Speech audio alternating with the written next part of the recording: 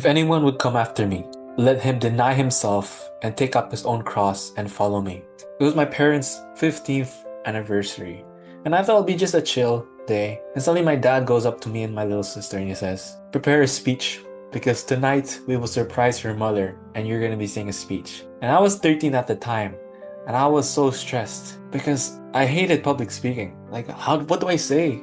Do I have to speak in English or in Filipino? How do I make them laugh? I had all these things. I was worrying about it the whole day, and my dad was kind of like laughing because I just told you like on the day itself, and now you gotta prepare, you know, for fun as well. And as I kept preparing and preparing, I gave the speech scared, but I gave it anyway. Looking back, I'm rereading the speech that I wrote all those years ago, and I realized I was worrying for nothing. Because if I read the last sentence, it says, "I just want to say what a joy it is to be your son, and congratulations on your 15th anniversary. Cheers to more years and more parties to come. We love you." The speech wasn't about me, it was about my mom and my dad and their marriage. I was so focused on how other people would be viewing me, on my own pride and my own fears and insecurities, when I realized it was to celebrate my parents. I share this story because it can be easy to drown ourselves in our own self-importance, when actually we should be thinking about others.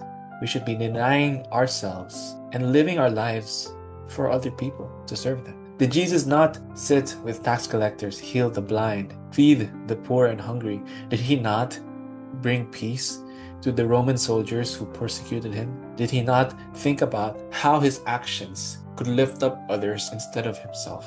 He rode on a donkey.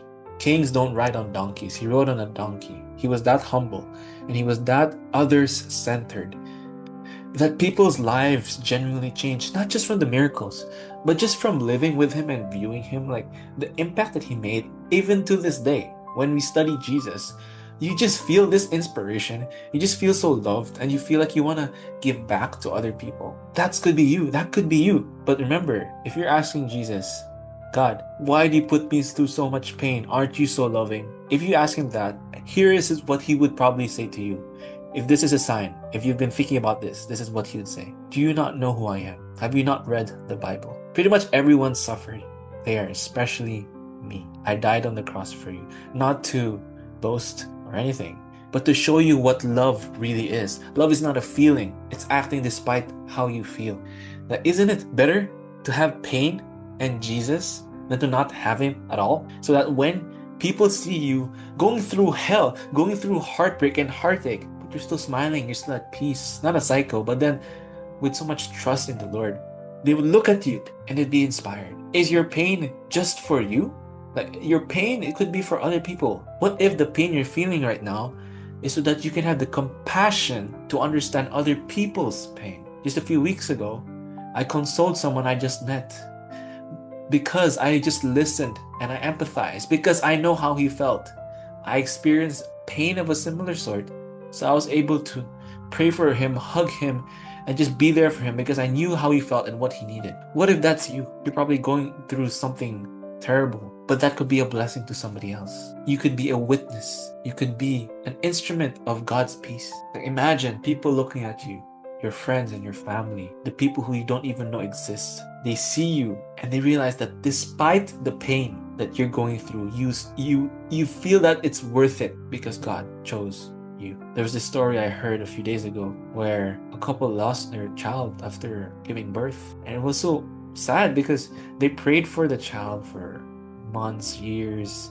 They even asked other people to pray for them. That's the only thing they wanted, and they lost their child. But do you know what they did? They made a wake for their dead baby, and they chose to glorify God even then. Even if the thing that they wanted was taken away, they still chose to worship. Can you imagine that? You could be a testimony for trust. When you look at the apostles, they died gruesome deaths. Do you think they wanted to? No. But they did it because they stood up for Jesus and they proclaimed his divine existence to all corners of the earth, even until their last dying breath. That's so inspiring because it just means that this is something important. This is worth dying for. When people look at you and see your pain that you're experiencing, do they see someone who trusts in God or someone who blames him for what happens? The choice is yours. Let's carry our cross and choose Jesus every day. God bless you. See you tomorrow. Amen.